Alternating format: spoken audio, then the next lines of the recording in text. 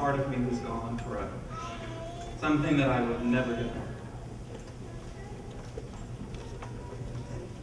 I am saddened beyond measure. Words truly cannot describe my heartfelt emotion today. But today, I am honored and thankful that she was in my life. Just as you should be, because you're here today.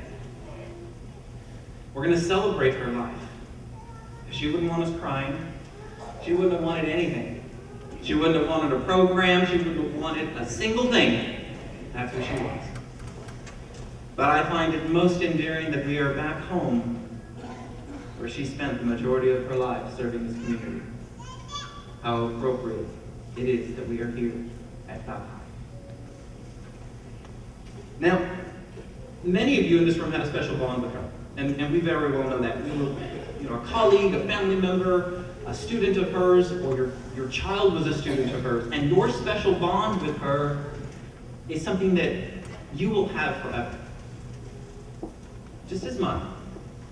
But the first time that I met Middy Wilkinson, I was in elementary school, and my mother worked at Jack Murphy's, at J.R. Murphy Company. And I'm 9, 10 years old, I guess.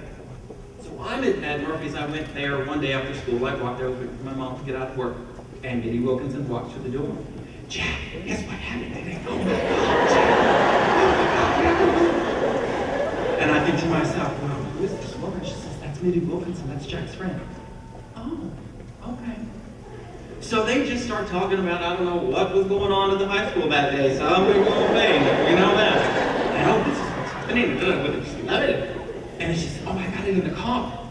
And so she says, Lucien, she says, and she come up to me, and she knew who I was. I didn't know who she was. It was just, too small.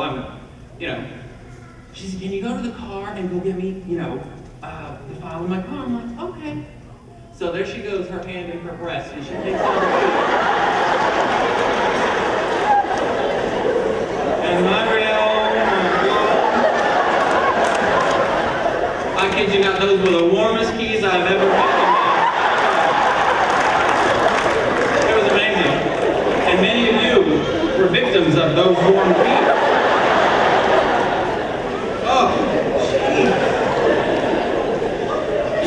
And they were always late. So by the time I got to high school, we realized she had keys, her vase, her lipstick, her cell phone, money. I kid you not, at the end of the day, she took up that bra and put 30 pounds on it.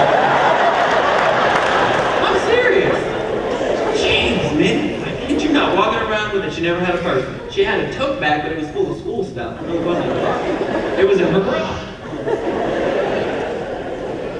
But knowing Middy, we knew of her compassion. Her personality, her willingness to give. We know this, we've said it, and it's who she was. And when we know Middy, we know, oh, what's the scoop, what's the stew-lay? She would like to say that. I think she was using that word appropriately, but anyway, she would always say that, what's going on? What's the 411? Tell me. And what's so important to understand is that she always wanted to know what was happening. But her intentions were never vindictive, and they were never of malice. Her intentions were of compassion.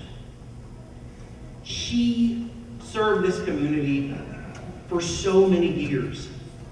She was a part of the educational development of thousands of kids, of us. And so her wanting to know who was with who and what they're doing and who graduated and all this kind of stuff was her way of reuniting with her own children. We were all her children.